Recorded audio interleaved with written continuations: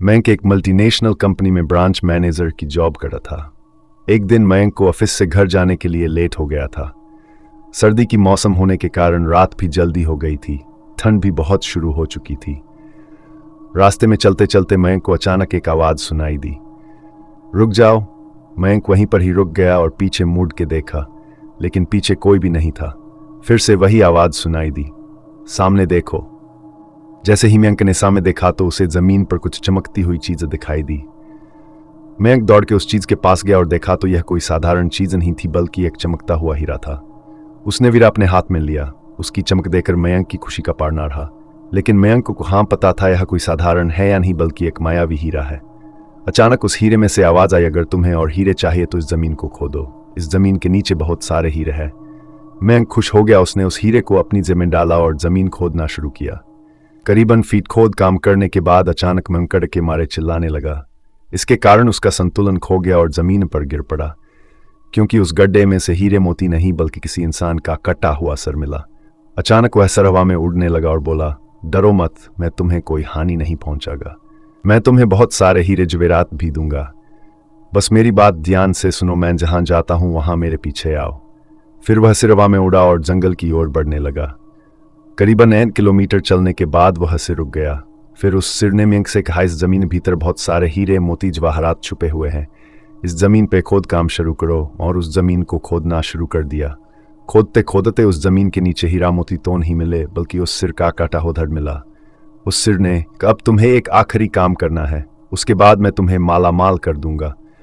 तुम्हें कहीं से भी 1 लोटा खून लाना होगा। मयंक ने बोला, 1 लोटा खून? पर मैं 1 लोटा खून कहाँ से लाऊंगा? उस सिर ने कहा, चलो मेरे साथ। वो डरावना चेहरा मयंक को साथ लेकर थोड़ी दूरी पे गया। वहां उसे एक इंसान को जाते हुए देखा। वो सिर बोला, उस इंसान को मारकर उसका खून ले आओ। मयंक डर गया और बोला, नहीं नहीं, ये मुझसे नहीं होगा, मैं ये नहीं कर सकता। अगर तुमने ये काम नहीं किया तो मैं तुझे बहुत बड़ी मुसीबत में डाल दूंगा। फिर तुम्हारी पूरी जिंदगी नर्क बन जाएगी।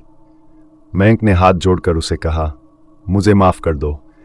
अगर मैंने उसे मार तो मुझे पुलिस गिरफ्तार कर देगी और मुझे जेल जाना पड़ेगा।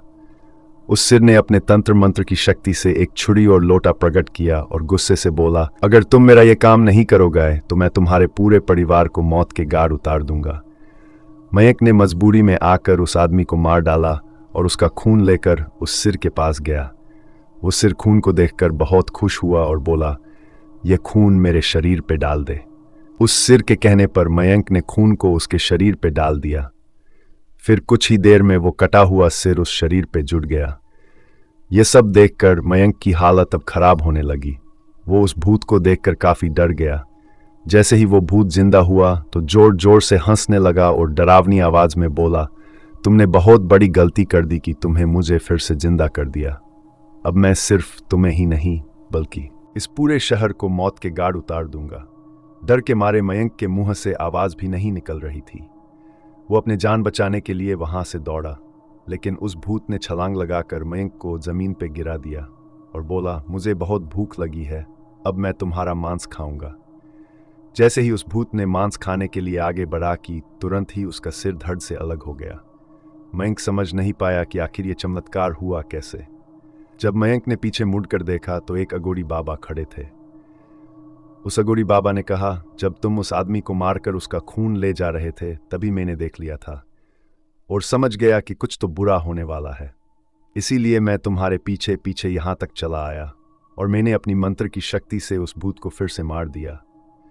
अब तुम निश्चित होकर अपने घर जाओ, अब तुम पर कोई खतरा नहीं है। आज भी मयंक उस बात को याद करता है तो उसकी रूह तक कांपने लगती है। दोस्तों, आपको ये कहानी कैसी लगी प्लीज हमें कमेंट करके जरूर बताएं।